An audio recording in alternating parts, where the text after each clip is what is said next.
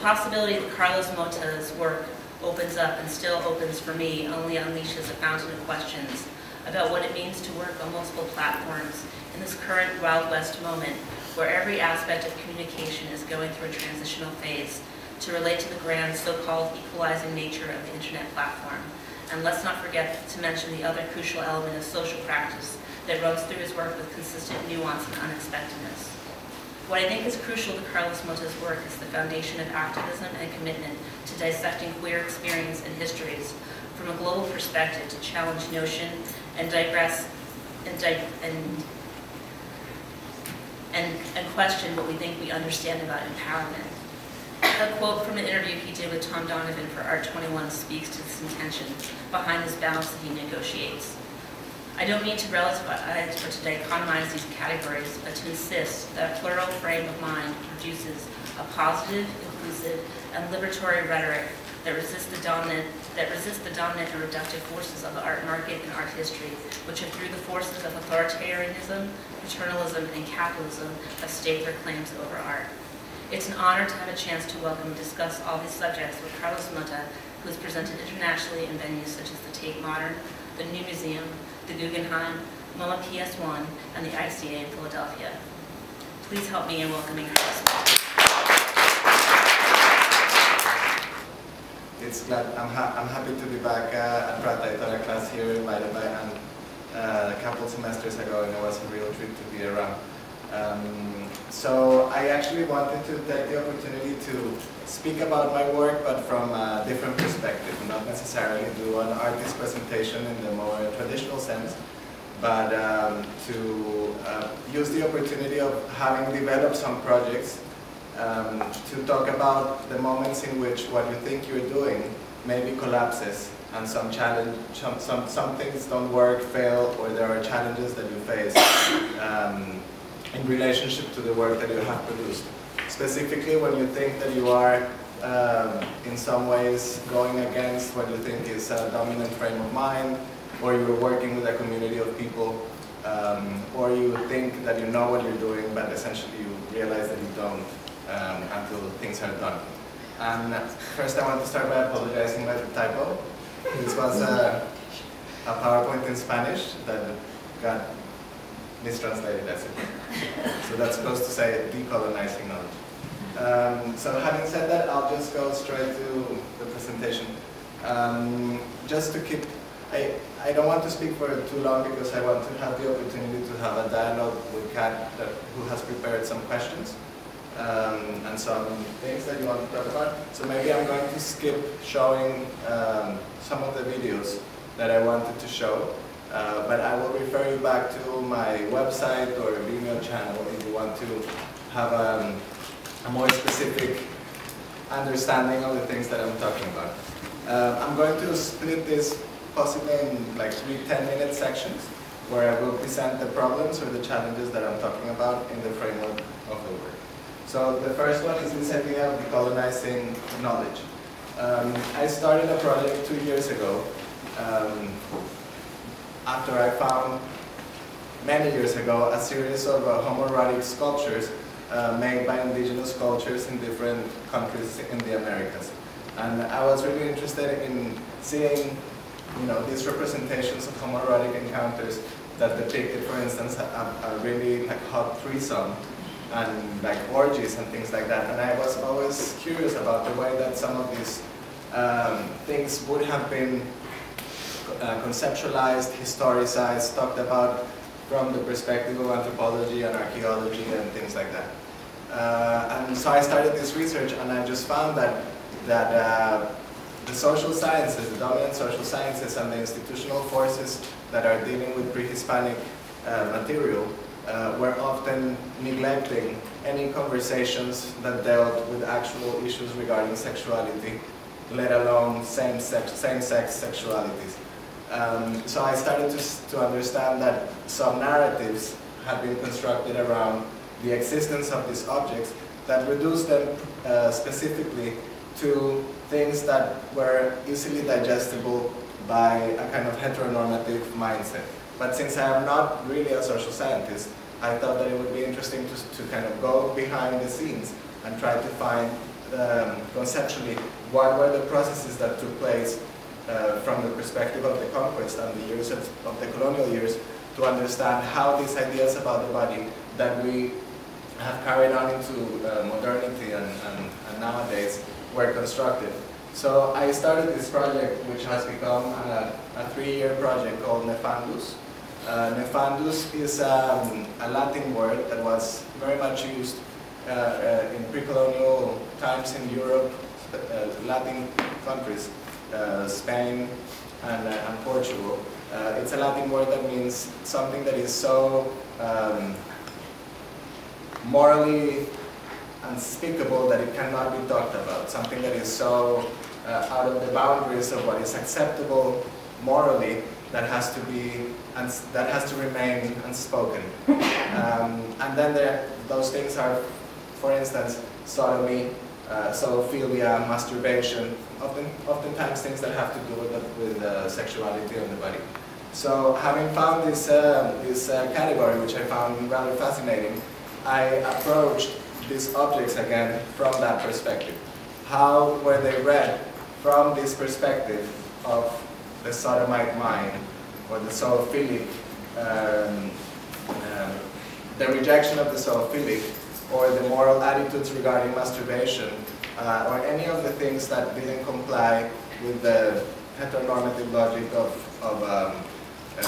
Catholic morality and Christian-inspired legality, legal frameworks. So I made 3 films that are called the Nefandus trilogy, that are essentially asking questions about these things. The first film is called Nefandus, and it's a 13-minute video that takes place in Colombia, that presents this man going down a river in a canoe. And he's not really acting or speaking, but he's sort of like guiding 2 voices that remain unseen. You can only hear them.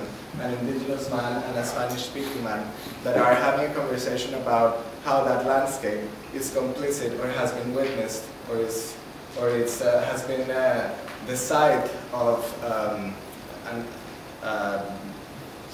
somehow a genocide by Spanish conquistadores in the 15th century, but also a place where these sexualities have been suppressed, a place that saw the birth of some of these objects, but at the same time the entire suppression, not only of the objects themselves, the eradication of the documentation around these objects, but also the neglect of constructing a framework to speak about ideas of sex and the body.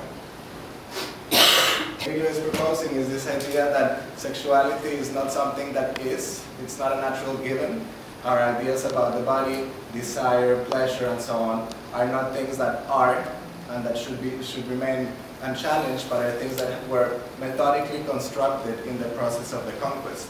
Right? So there was not only a physical imposition of bodies in space, of European bodies in space, but there was also a process of producing knowledge, very specifically, through a series of impositions.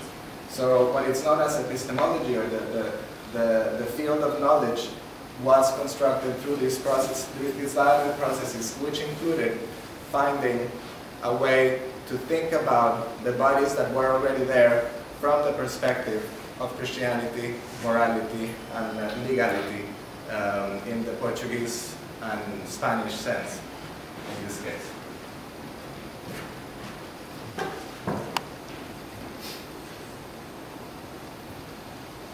This is the second film, which is called Shipwreck, and it actually, fast forward, it's like 300 years or 200 years to kind of like the heyday of the colonial years, and it tells the story of a Portuguese man called Luis Delgado that was sent in exile to Brazil because he was just too much of a Casanova of sorts with young boys in Portugal. So the crown felt that he was just simply dangerous, and he was sent in exile to Brazil, where he continued to behave erratically and in immoral ways. So he was sent back to Portugal, where he's tried for his sodomitic attitudes.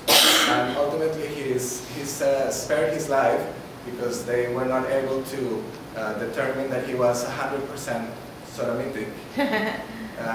Because in order to determine that, you need to actually have somebody that would testify that there was ejaculation inside the other person's anus, and that's a little bit hard without self-implicating.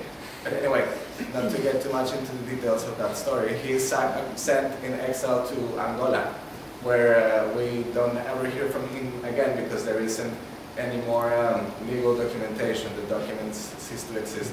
So what this video is doing is, what this video is doing is taking on his story and giving, which is of course told in the third-person narration of a legal document. And I was interested in giving him a first-person voice to tell the story of the affects that he may have felt in behaving in these illegal ways throughout the process. Yeah. I'm just really curious about the way you're using legalities, this term of legality. Yeah. Is in terms of court or also like Christian morality. I'm just wondering if you could elaborate on that. Yeah, I mean, the way I'm actually speaking about the relationship between the Catholic Church and the legal system at the time.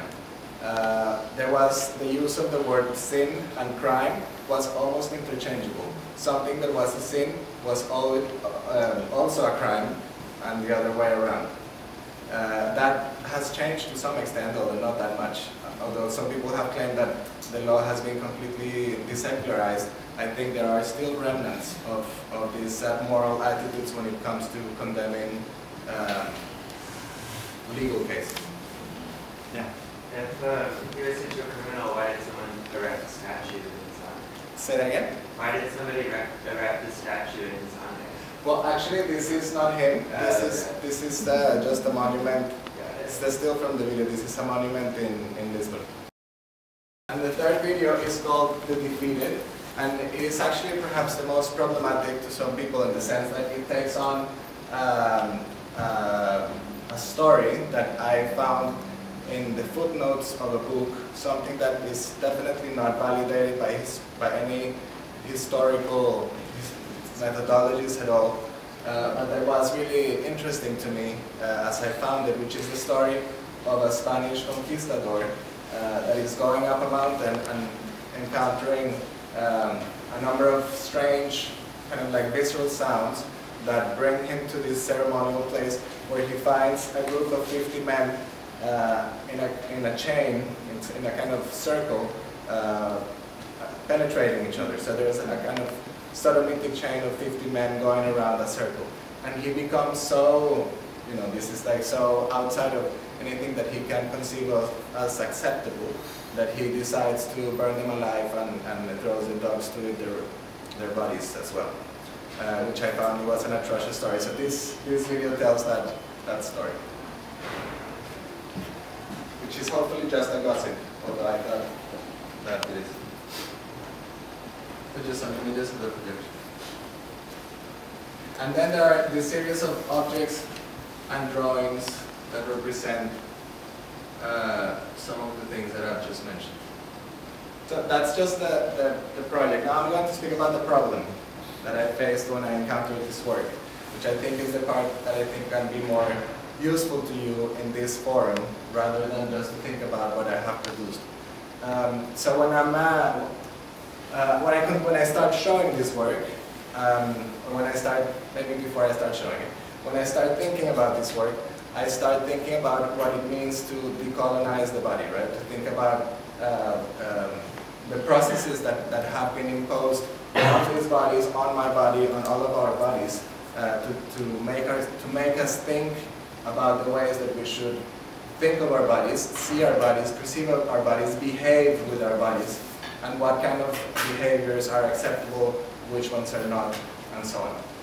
Of course, this inserts itself in a very site-specific and geographically specific set of circumstances that pertain to the Americas, from Mexico to Argentina, which of course are also, because of the colonial legacy and history of the continent, have been witnessing for a very long time processes of decolonization of all the epistemological frameworks, from the law to ideas about modernity, from ideas of sexuality, and so on.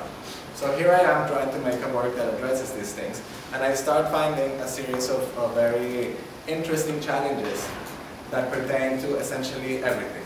How do you tell that story of decolonizing a frame of mind, of decolonizing the body, without using the language and the structures that have been imposed on those bodies in the first place? How do I stand here in front of you and try to make you think about the ways that we have been conditioned to think on this set of terms without using the language that I have to use because I don't have any other language to employ, right?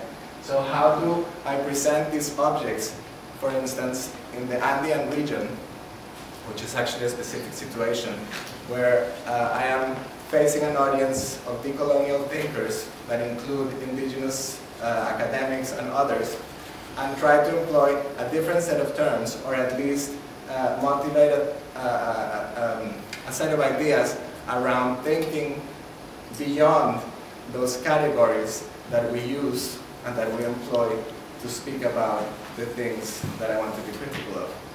So what I essentially discovered is that it is not possible to do this. That it is that our frameworks have been sealed and predetermined by these processes that I have mentioned before.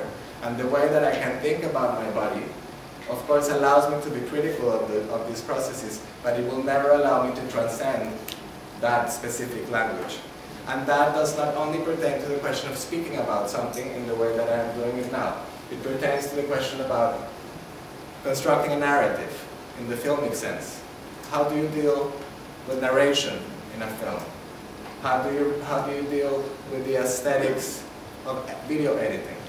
How do you deal with the relationship between narration and sound as devices that pertain to these very specific traditions that are also very much part of this colonial project? So how can you think outside of some of those specifically determined modes of constructing knowledge to produce new knowledge? I guess the question I'm left off with is the question of the impossibility, but also perhaps the potential of, or maybe really just the impossibility of constructing any form of new knowledge, just yet the possibility of thinking critically around some of those knowledges. But at the same time, this question of critique, in the most profound sense, becomes also an instrument that needs to be relativized. However, I don't want to fall into a kind of space where you cannot do anything, right? Because it's sort of like, you know, the radical critiques that oftentimes fall onto a space of cynicism. But I do think, however, that it is very important for us to think critically about some of these issues as we embrace the making work. Because, especially not to take for granted some of those things that we have, that we tend to take for granted, like the idea of constructing a story, the length, narration, the use of sound and images, the things that I've just mentioned. I don't know if anyone has any responses to that at this point. The world is divided into 3 continents, and then when the navigators discovered the Americas, completely destroyed the concept of the biblical world that was divided into Africa, Asia, and America, or Europe, I'm sorry. So the confrontation with a new continent that was not spelled out in this supposedly totalizing book that is supposed to describe everything in the world, do you think that constitutes new knowledge? Does new knowledge come from contact, or was it just that a new critical framework had to be erected around the Bible? I think that's a very complicated question. I mean, because you have the imposition of a set of old knowledges onto the destruction of a set of old knowledges. But at the same time, I think that the juxtaposition of those two things, or the interaction of those two things, produces new knowledge. So in a way, I think there's something about that conflict that in and of itself produces a set of new knowledges. So new knowledge can be produced, just not without some kind of completely unprecedented contact like that.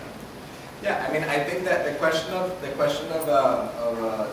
decolonial theories is very interesting because it is thinking about that. And I think the most interesting decolonial theory is not looking for a kind of utopian, paradisial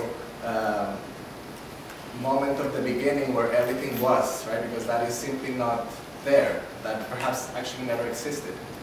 We have to think through those processes of violent impositions and recognize that that is the space that we have to think about in order to construct these new knowledges that we're talking about. It also seems like you're kind of really specifically talking not about these kinds of abstract knowledges, but like somatic knowledge. I mean, decolonizing the body is a very specific project with limits that come up against some of the challenges that you're talking about in a way that, one colonizing force bumping up against another, et cetera, is very different to me. Yeah, I mean, I came across some of, I'm actually working on a new project that addresses the question of the body much more directly. I think this project is much more about the categories of sexuality as such and those processes. But the example I can give back to you as a form of response is the question of the neutrally bending body in terms of gender, for instance, and which you can actually trace back to contemporary trans and intersex activism, where there is a desire to reject binary gender categories.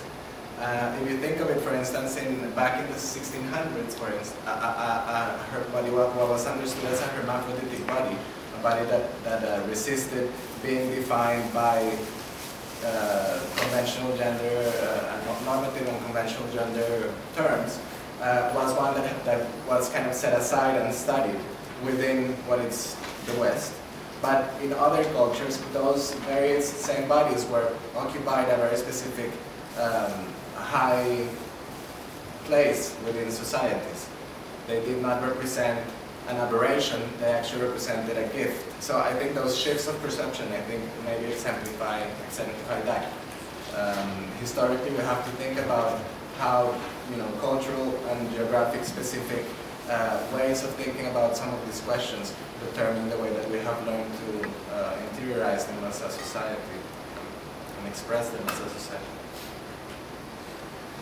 I find interesting thinking about in Spanish or in Latin America and how you were talking about presenting this work in a sort of more like academic framework or, and I'm thinking about how there's a lot of rejection in Latin America of words, for example, like queer, because it's an English word, it doesn't quite translate to Spanish, and also how people are trying to find gender neutrality in a language that imposes gender with every adjective that, if you say, so Linda, I have to be Linda female, right? And then how organizations and people are finding alternatives to that and using the being they. I don't know.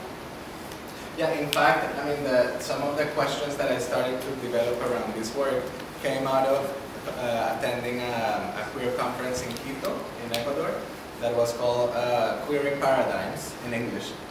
And there was, of course, this very strong conversation amongst the attendees to the conference about what it meant to use the framework queer in Latin America. If you think of the way that it was developed and employed, very site and geographically and culturally specific in the United States and Europe. So this idea of despite the potential and the great freedom that queerness suggests, it is very much responsive to a set of circumstances. So how do you employ that within that specific context? How do I come here with my queer project of decolonizing, with my little videos and so on, and try to speak about this in this language and this land that wants to reject that immediately as another form of colonial impositions. In the past 2 years, I have also been working on this project that is called Gender Talents, which is an online documentary work, a kind of database documentary that documents movements and discourses and thinking around trans and intersex activism throughout the world. So I have traveled to India, to Guatemala, to Colombia, and to the west coast of the United States, interviewing, collaborating with different organizations and individual activists pertaining to both of these communities. So the project, which is actually about to be launched in the next 3 weeks, is a kind of archive of video portraits that I have done in collaboration with these people. And when I mean in collaboration, I actually mean in collaboration. Because one of the things that is very important for me to underline here is the fact that I do not self-identify either as trans or as intersex. And I understand the challenges that that poses on me as somebody that is attempting to represent the thinking around the thinking and doing around some of these communities. So the way that I wanted to approach, but I did not want that to stop me from doing the work, because I thought that I actually had something to contribute to the field, or to this field of studies or of thinking. So what I ended up doing was I approached some people that I already had a communication with, based on this Feel Differently project that Kat mentioned in her introduction, that are leaders and leading thinkers in this community. And we kind of developed a strategy to think about the ways that I could approach these communities without necessarily coming and parachuting, making a film and going away. So the way that I ended up developing a lot of this work was having the community members think of the ways that they would like these films and videos and portraits to be. The use they would like to do of the work themselves to benefit whatever they are doing, which both employ the question of production but also the question of dissemination, and that's the point that I'm going to make. So the project, to show you some more images. These images are part of some of the work done in India. This, for instance, is Amitabha Sarkar. She is an HIV/AIDS activist working with disempowered youth in Calcutta and in the state of Odisha. These are images of Kalki's workshop to empower trans women to do what she calls citizen journalism. So self-empowering through the use of video to denounce instances of discrimination and so on. Oftentimes, trans women are subjected to some of the most perverse acts of violence, and they are not believed or even turned into victimizers when they themselves have been victims. So Kalki's idea is that they have the possibility of making films with their phones, and sometimes with cameras, but most of the times with their phones, to be able to prove that they have been subjected to some of these actions, and then consequently empower themselves as individuals. This is Kiran, who is a trans man activist living near Bangalore. He is also part of the disabled community and an activist for the rights of disabled people and trans people. So he's very much interested in the intersection between both of those spaces of discrimination. And this is Veena, who is an activist also working in one of the slums in Bangalore, who happens to be trans, but really her work is more towards empowering, not empowering the community, but actually finding resources, basic resources for the community. So it's a community that doesn't have any toilets in the homes, for instance. There's no running water and things like that. So Veena has become the voice of this community. And it's interesting that she happens to be a trans woman. But actually it's kind of like a biographical thing, you know, like a small thing, that she's not really working from that perspective, but it's interesting that she is a trans woman nevertheless, that she has been able to rise to represent this community from that perspective.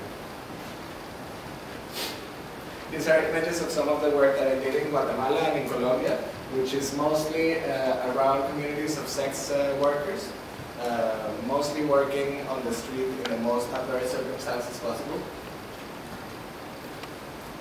which are organized by this organization called Santa Maria Fundación. Santa Maria, which means Virgin Mary, actually refers to the last name of a trans sex worker that was killed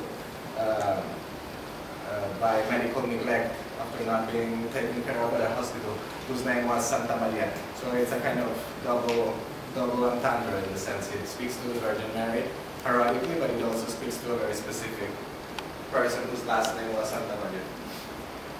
So this is some of the footage and some of the interview work that the activists themselves did with the trans workers on the streets and in hair salons. And these are some images of the work that I did in California with intersex activists. This is David Stratton-Cameron, who's a leading thinker about questions of respecting choice when it comes to operating on babies' genitals as they are determined to be intersex in different syndromes. So that's the project, and this is the way that the site looks. So it's you can go online and kind of check out the portraits and so on, and navigate it by themes and countries. But now comes the problem again that I wanted to pose, which is what to do with this material.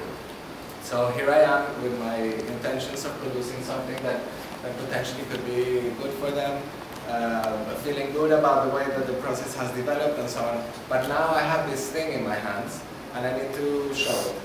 So I was invited to be part of this exhibition, this biennial in Guatemala, and I thought this actually represented a really interesting moment to think about how we could use the space, the institutional framework that is already validated by this important local biennial that is sponsored by the most, by one of the richest and kind of like the most elite families of the Guatemalan society that dates back to 35 years and has been traditionally, a space where Central American artists are showing their work and recognized and so on, as a potential platform to advance the social cause of these trans women. So of course, the first thing that happened was a conversation with Galilea, who is the founding director of the organization. This is the group of the organization. So Galilea is the second one from the left, with the blue eyes. And I reached out to Galilea and I said, okay, so we have this opportunity to present the work in an art event. Is this interesting to you? And she said, no. What is that going to do for me to present this work at an art event? And I said, well, that's all we have, right? So we either take that opportunity and turn it around somehow, or we have nothing to present the project. So we started thinking. And my initial idea was, of course, to present the films in the alternative exhibition space, in the shopping mall, in the most remote area of town where my friends run an interesting art space. And she was like, no, that's not happening. We're not going back to the basement of the basement of the basement of the basement. So I said, okay, you're right. So what do we do? So I went to the curator, Cecilia. And I told her, Cecilia, we want to have an event to show the films, but we want to have it at the Spanish Cultural Center. The Spanish Cultural Center, I don't know if anyone is or has been to Guatemala, is the main cultural establishment of the city. It is the place where everything happens, from the most important piano recitals to the most important exhibitions and so on. So the idea of bringing a grassroots trans organization to do something at the Spanish Cultural Center was already a bit pushing. But Cecilia is a total player, in the good sense, and she said, let me deal with it. So she went and she did what she had to do, and she said, we're going to do it. So that was great. So that's when the situation started. With Galilea, how to conceive of a project that would use that platform that was offered to us by the cultural capital that I have gained myself as an individual artist, by the cultural capital that all of these institutions have in and of themselves as the center of the cultural capital of the cities and so on, but use it for the benefit. So that's when she became instrumental, because she became, Galilea, she became instrumental in conceiving of a strategy that would maximize the potential of that space. So having been given the space, we now conceived of a space that would occupy the whole building with trans women. Not only women from Guatemala City, but women from all around the country. So we had close to 150 trans women come from all the most remote provinces of Guatemala, including Mayan women that are also trans, and other indigenous women that live their life in trans expression, like this one here on the left, along with the sex workers that are often the targets of the organization. So within a few minutes, maybe 25, 30 minutes, the space started to fill with all of these women, which was already a huge accomplishment to see this, for them specifically, to feel themselves welcome and occupy this space that is traditionally a space that has excluded them, that has made them feel not welcome and not included in any of the land. And what happened next is, so we devised the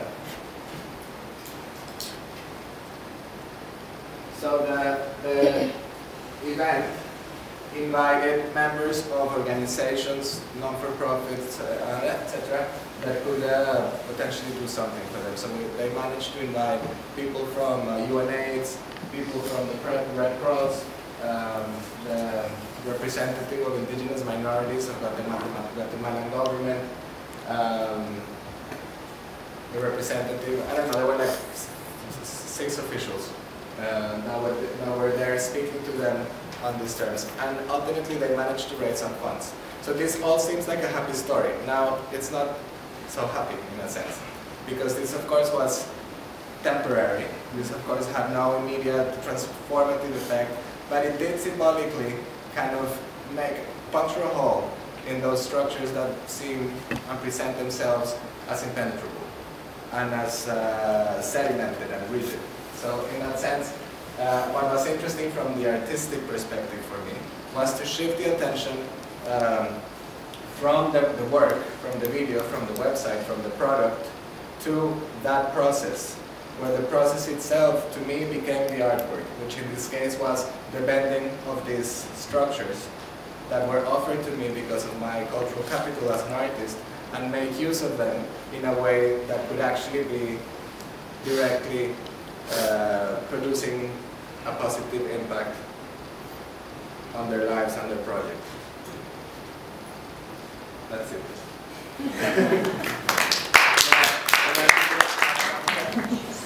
Something that I think about when you're thinking about your work, that I've been thinking a lot about your, how you approach kind of LGBT narratives, and then also kind of, and the use of using multiple media platforms, and how there's a parallel of dissection of binary, and just in kind of thinking about ways and kind of seeing how gender talents has evolved, kind of thinking about how it seems like you tend to start from the idea of the film. You tend to kind of build a website first, which kind of starts from like an immediate personal experience to kind of interact with the narratives that you're constructing and kind of the information that you're sharing. And then it kind of evolves out as sort of like a parallel to almost like the coming out process. Like one can only kind of get to know themselves and their queerness, for lack of a better word, by first self-accepting and then kind of moving outward. And that's just something that I've been kind of observing and thinking about your work, and I don't know. Well, I never thought of the projects as coming out processes. I just thought of it. But I think it's an interesting thing that you mentioned. I think to me, what's been critical about thinking about some of these narratives is not to believe any of these narratives that have been produced. So in the case of We Feel Differently, for instance, which is, for those of you that don't know it, which is probably most of you, it's also a similar project in the sense that I wanted to construct an archive of interviews. And these are actually really like talking head interviews. These films on gender talents are actually little films with a little bit of poetry and nice editing and so on. But the other ones are like really just talking head interviews around questions of LGBT politics and the development from the sexual liberation years through the place that we are now, which presents itself as a great deal of progress. But I've been very suspicious of that narrative of progress and the way that these narratives have been constructed uncritically, and what is at stake in that process. So I think that to me, the first thing is really not to believe those narratives, but you have to start from somewhere. So I have to start from that existing narrative to propose a critical attitude towards it, and then inform myself from what is already going out there. So maybe that is the coming out process, where there is a kind of realization through the making, and hopefully the viewer of the projects also has the opportunity to realize something as they experience the work, as there is a kind of growing tension in the narrative devices employed in the work, to think about those other alternatives, and also their impossibilities, right? Yeah, and then there's something else that was sort of interesting when you're talking about farms too, and it's kind of making me think a lot about, because we've been talking a lot in our program about just the investigating an archive and of histories and narratives, and I'm curious about your process with that, especially in regards to the fact that you deal with facts and also rumors and images, and you kind of project your own narratives onto things where you cannot possibly know what the histories are, and the process of combining all of these aspects of narrative together. Okay. Yeah, well, I think that to me it really depends on the project. I think we who feel differently and gender talents are spaces where there isn't really much room for speculation or fantasy. I want to deal with because there are projects that are based on people's real life experiences, right? Both in terms of the work they have developed, but also the things that they have lived as people that are out experiencing life and difficult lives. So in that sense, I'm interested in being very respectful to the terms that they use and their experiences as the anchors of the project. With Nefandos it's different because there's a lot of room for speculation. I mean, if you think from a kind of relativist perspective about history as a construct, then I can continue to construct it in the way that I want, especially histories that have been unsupported, undocumented, and so on. So the process of constructing a fictional narrative is as arbitrary as the one that I have been made to believe to be true, when I know that it's already, one that needs to be revisited. So I think there is a categorical divide between the kind of material that you're engaging with and who it corresponds to and what you do with it. And hopefully that is clear in my use of my different methodological approaches to media and to the platforms that I employ. So there's a difference between the exhibition space of a gallery and working with sculpture or video to one that it's an online space that attempts to create a social space or a political space. Or even a space like this, right? The way that I choose to present myself, the language that I choose to employ, is already somehow mediated and strategized to convey a specific set of interests and that's it. Yeah, and then in thinking about that also, I mean, something that interests me about your work and stuff I've read about it is just kind of how you kind of challenge ideas of empowerment. And because those that are widely on an international scale, like I'm curious about whether what are the experiences of presenting works like this?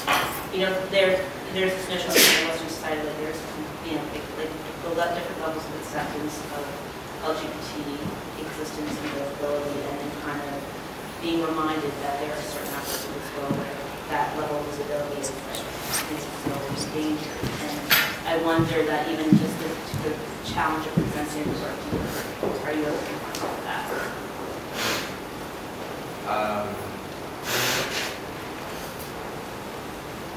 Yeah, I mean, I suppose that different venues, different places have different problems. Right? Like for instance, I have a fairly large show now in Sweden, which is a very accepting audience, tends to be. And that is very different from showing work in Ukraine, where I'm also showing at the moment, right? Where actually the work that I produced upset some people, and I was actually never in danger myself, but there was the potential that I could have been in danger because of the work that I did. So there is a very different relationship to the sense of place and how those places deal with specific political issues. So this is not to heighten the progressive nature of Sweden, which also has many issues, and demonizes the way that Ukraine deals with sexual politics, because that's, I don't want to create that false binary. But there are certain things that are, that you have to think about when you go to a place, both to produce but also to present. So I think that in that case you have to be very sensitive of the way that you address your audience, and also that's also quite strategic in the sense that you can choose to do things the hard way and be confrontational and so on, or you can choose to do things in a milder way and create a different kind of reflection. In the case of the Ukraine project, I actually wanted to be like on the street, so we created these billboards that are placed outside on the street that tell the story of homosexual repression in Ukraine since the 1500s and so on. So it was something that was not so pretty in a sense, because it was actually condemning and judgmental and critical and demanding of a specific systemic change. I have one last question, and if it feels like it puts you too much on the spot, it's fine. I'll give you an out. Something you said that really interested me, and the last time I heard you speak, I think for a film event you did a couple of weeks ago, was you had mentioned this, you made this slight mention about how you were slightly more interested in autobiography.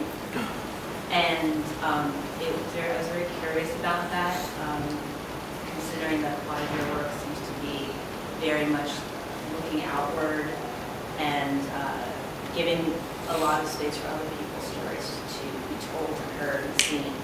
So I was curious about that. Sure. Well, I think that again, depending on the project, like this body of work in Fundus is a very autobiographical work, and I actually didn't speak of that. That's something that you would have to see as you see the film, and it becomes apparent. Because these voices are really me speaking, and I am inhabiting the body of this man, and this man's story in 1693 actually becomes my own story today, and things like that. So I'm actually interested in the ways that I have been able to find a place to bring myself back into the work in a way that I have really avoided before, self-consciously. Even though I am always present, because my voices are asking the questions, people are speaking to me, things like that. But this question of telling my own story through that research, that historical research is actually something quite new. But I think there's a lot of potential to that. I think it's there's a very different opportunity to speak to people through empathy and through identification than through a more kind of like rigidly discursive approach to documentary media, for instance. So I've been thinking about what both of those spaces are and how can we make use of those productively. I bet you have some questions. Yes? I know your message is about empowerment, but you mentioned that you target transgender sex workers. So I was wondering, That I'm targeted? yeah, like you target transgender. Well, that's what I heard. Maybe I misunderstood. Okay. Like in events like this, and I was wondering because it kind of seemed like there was like a positive light to it, and I was just wondering if you could just elaborate. Because I know like in Yeah, some sure. like in India, like in the more rural areas, like being a sex worker is like part of a ritual, like more religious aspect of living there, and I'm not sure what's going on like law at all, so I don't know. Okay. But I was just wondering because I don't know. I was just wondering like how you see that, what Sure. your view on this. Well, first I would like to say that I hope I don't come across as delivering a message. I'm allergic to motivational speaking, so if I come across like a message, delivering a message is maybe it's not specifically something I want to come across as doing. But if I do that, then it's great. Anyway, and then the second thing is that I didn't target anyone. I think I wanted to work with people or identify a set of social issues. The word target I'm a little bit also I have issues with. At least I want to position myself in relationship to those words with caution. But to answer your question, sorry about the previous. The question of sex work was something that I didn't look for.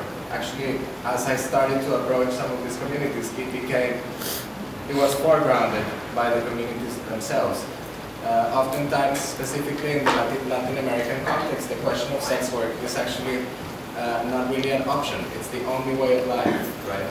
In a society that has pushed trans women aside, not give them any possibilities to educate themselves, to work in other professions. They oftentimes end up working out in the streets, or oftentimes in this niche of hairdressers, stylists, and so on. So there's actually a saying that the women in Colombia use, which is o putas o peluqueras, whether you're a slut or a hairdresser, because there's nothing else to do. So in that sense, the research led to that space, which I think is actually a really interesting, it was a really interesting space for me to discover and to get informed by, in terms of how difficult it is alive. And even within the Indian context, where I did not work with sex workers at all, so I actually cannot speak to that.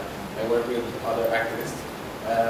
The question of life choices becomes really, really narrow. So that's something that I could not avoid involving in the work, and hopefully it was done in a way that is reflective of their lives and their struggles, right? As opposed to. Absolutely. I just was wondering how you approach those, I guess, interviews or situations, as opposed to, because obviously those are more emotional. Like you said, it's not really a choice. It's kind of like you're forced into it. Yeah, well, I approached them like I approached everything else. It was really a process of, and of course, the circumstances are different. There are a couple of videos where we actually went out to meet some trans women as they were working on the street. So it was a very kind of, a quicker paced style of making a film, where you go in and you talk to them with a camera like this and the microphone, and you produce a different kind of experience. But even then, we tried to do it through the mediation of the other trans activists of the organization. So it wouldn't be us, people that have nothing to do with that space, coming into their space to question them, but actually Valentina or Alondra or the women that are already in those spaces, that came out of those spaces and that are coming often back to those spaces to give information, information about safe sex, HIV/AIDS, and ways to protect themselves and others. It was always mediated through them, which opened and relaxed the space much more for the films, for the portraits. So you talked about the differences between showing in Sweden and Ukraine, and the different audiences, but how do you get a sense of those audiences before you show them? Well, I think you need to get a sense of the place every time you go somewhere, I think. And of course, as I was invited to do something in the Ukraine, I already knew a little bit about its histories pertaining some of these stories, but I became much more informed. So in doing that research, I think I started to understand what kind of people I was going to speak to. And also the people that attend this specific art center, which is the biggest art center in town, so it actually has like 5,000 or 6,000 visitors a day. And if you think of that, 5,000 or 6,000 people are possibly not like-minded people. There will be people that from every specific, every different ideological spectrum and so on. So yeah, I just wanted to be kind of responsive and responsible to the context, and not make assumptions, but really just discover what that audience will be, and form the audience as you go. And then within that context, I mean, just because the word targeting has been brought up, it's hard to think outside of everything. If there are people that are not like-minded, how do you approach people that are not like-minded? Do you think is there a possibility of reaching people who are not like-minded, and is it valuable to reach people who are like-minded? I mean, within LGBT circles, there's a lot of use of this word called the safe space, or this space that is, safe. It's a place where you can speak your mind. Nobody's going to judge you. People are going to respect your choices about your identifications, and so on and so forth. And I think there's great value to speaking what people traditionally say, talking to the converted, or what's the expression? Preaching to the choir. Preaching to the choir. I actually think that that's super important, you know. And in a sense, I've been working towards that a lot. So for instance, when I did the show at the new museum, what I told Unji, the curator, is I really want to make this space for a specific community. Even if the other visitors of the museum are not going to feel welcome. Like I don't care about that. I want to use these mainstream institutions so that some people will come here and feel at home. They will feel safe. Right? So the space was architecturally designed to do that. The text was written with that in mind, without being, you know. So it's the opposite of Coco Fusco in the cage. The opposite of Coco Fusco in the cage. But at the same time, for instance, in the case of Ukraine, you know, I knew that producing this document and producing these billboards would not necessarily be welcome by some people.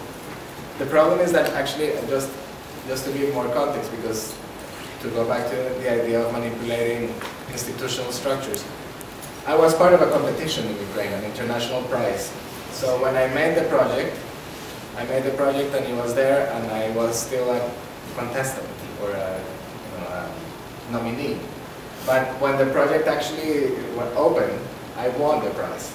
So what happened is that I was, some people said that I was pinkwashing because of other structures, but at the same time there's something that happened with me suddenly being elevated from here to here that gave the work a different phase. And I think won it by the time you put it up, or when you did yeah, put it up, then like 2 weeks after. I won the prize. So what was a kind of controversial piece and so on suddenly was validated by this huge institution and so on. So it became, I think maybe it lost its power, but it gained a lot of power as well. So I think that it's really important to think about how those things affect the reading of works. Because those are all things that you need to consider as a maker, especially when you want to construct, kind of, you know, insert yourself in places that are not so comfortable. I think also speaking to that too, what I think is interesting about your work is I feel like you confront the assumptions that all issues are agreed upon in the context of a certain community. Like the idea of like-mindedness is kind of ambiguous. You know, like there are issues within the LGBT community that need to be discussed and addressed and kind of confronted, and I feel like you create a space and kind of expose that. Yeah, that's a great point, because of course we would assume that all LGBTs think alike, but that's of course not the case at all, right? In fact, there are very specific ruptures and points of discussion and so on. Yeah.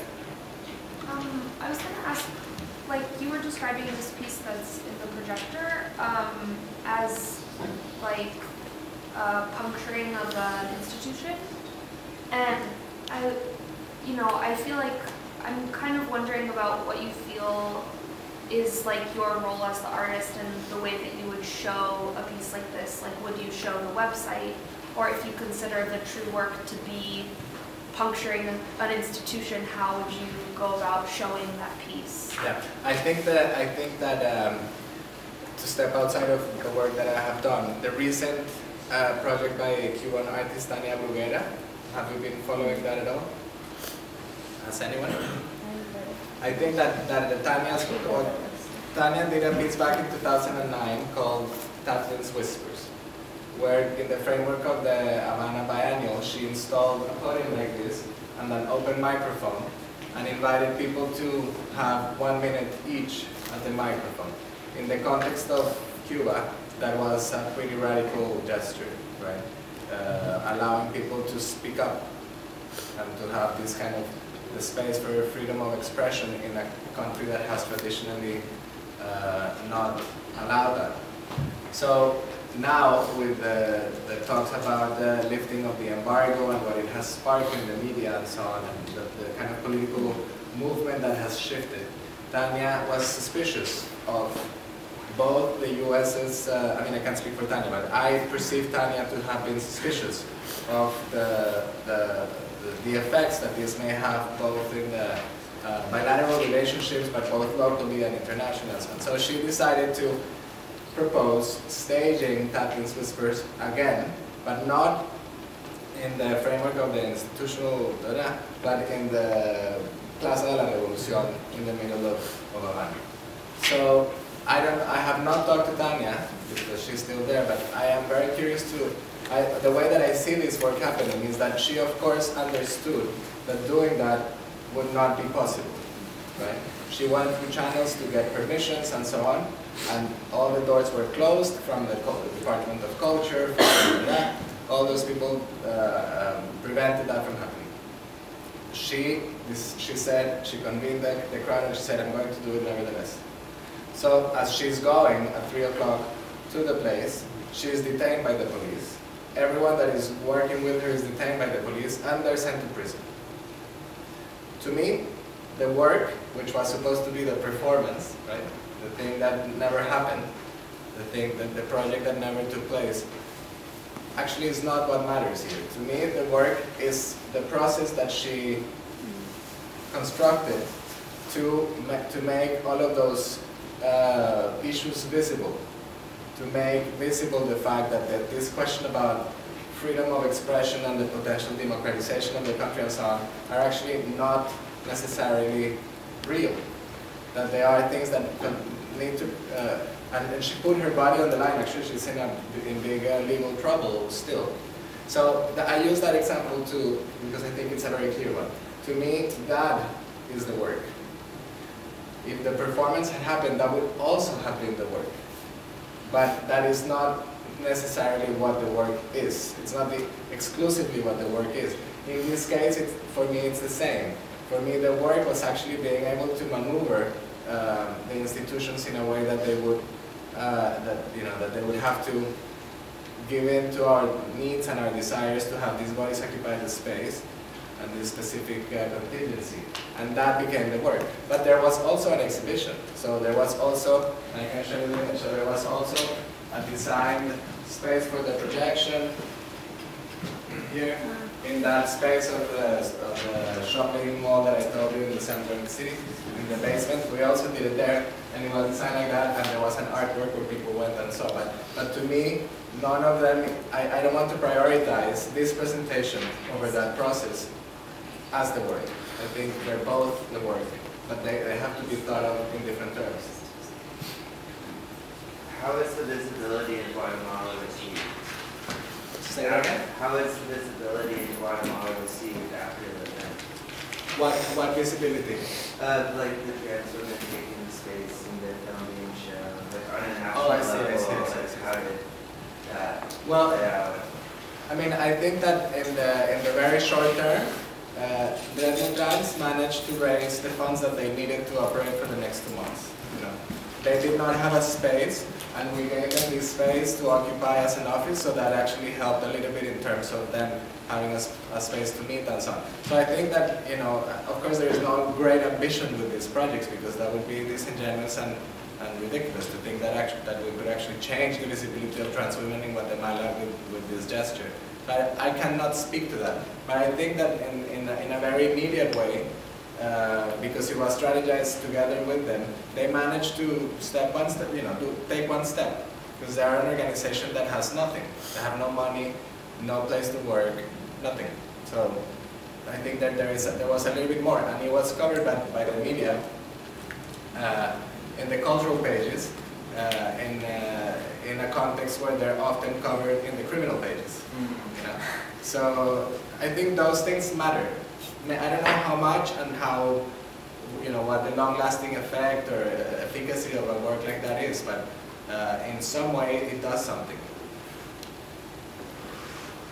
You were going to say something about? Yeah, I mean, I really appreciate the care that you're taking, the idea that it's the product is part of the work, but then also the process and the distribution.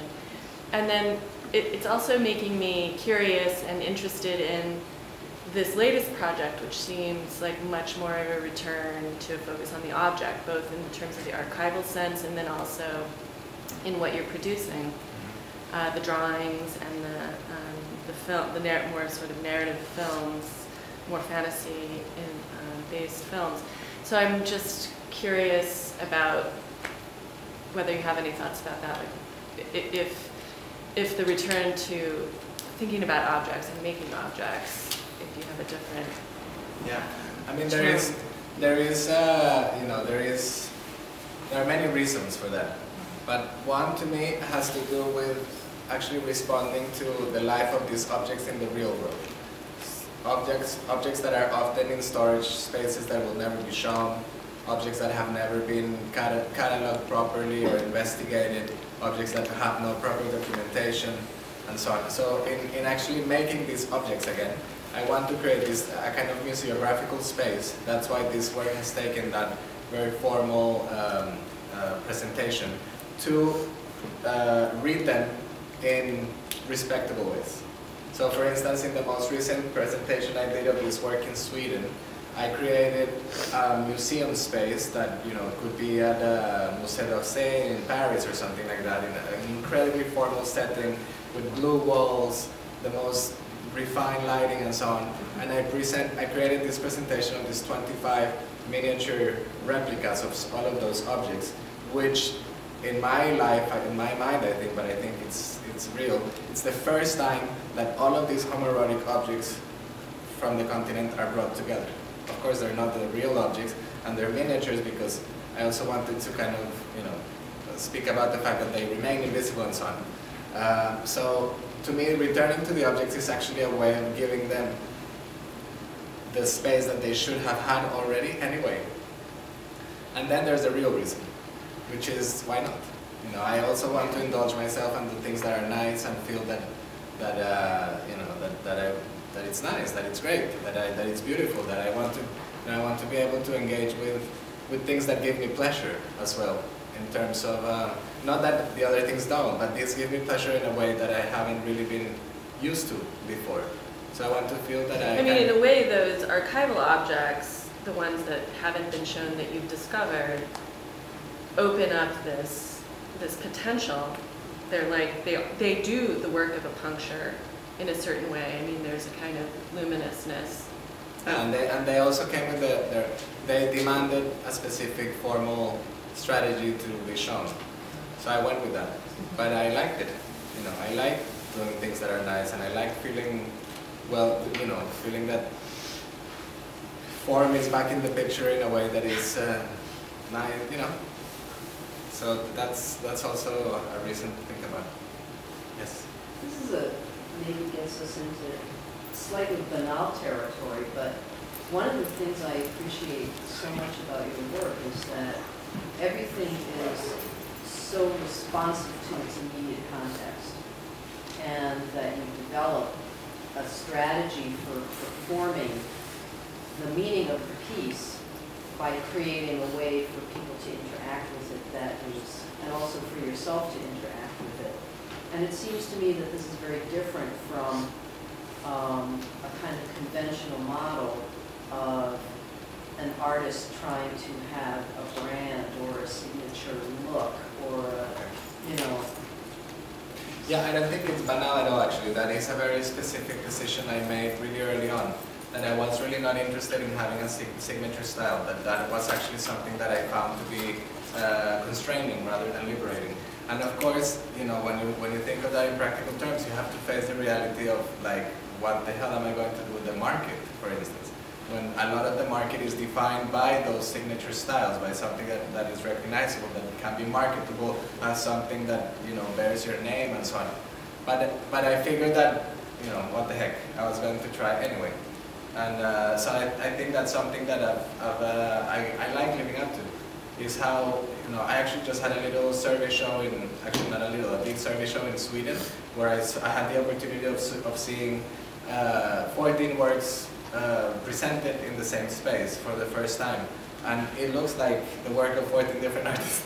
But at the same time, it's very much the work of one same set of ideas and one person. So I think that as I've grown older and as I have developed and matured in the work, this question of style and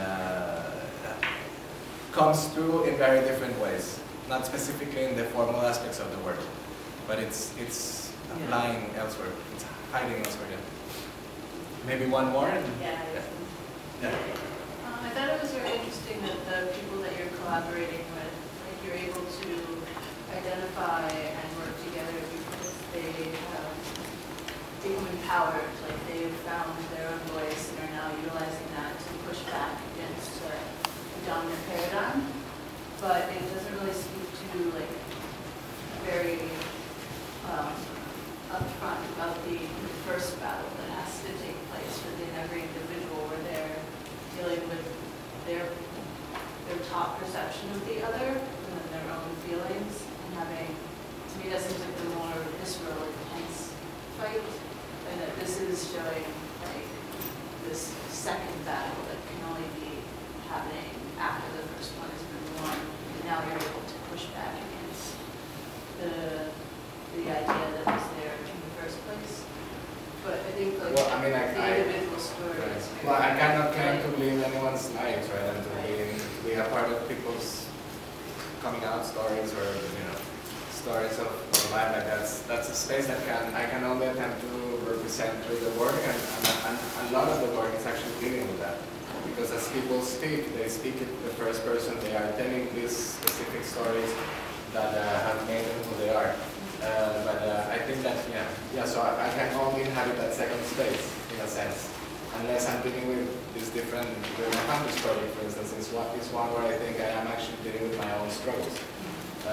But I'm not sure how I could deal with other people's life experiences in that immediate way that did I understand your question correctly? yeah, I just think it's like in the nature of this type of work is like people can't really talk about it